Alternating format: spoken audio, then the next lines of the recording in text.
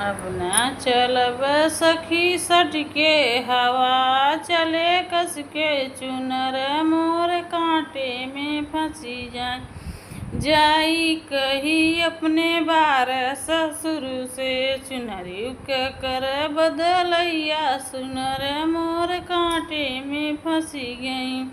अब न चलब सखी सटके हवा, चले कसके चुनर मोर कांटे में फंसी हैं।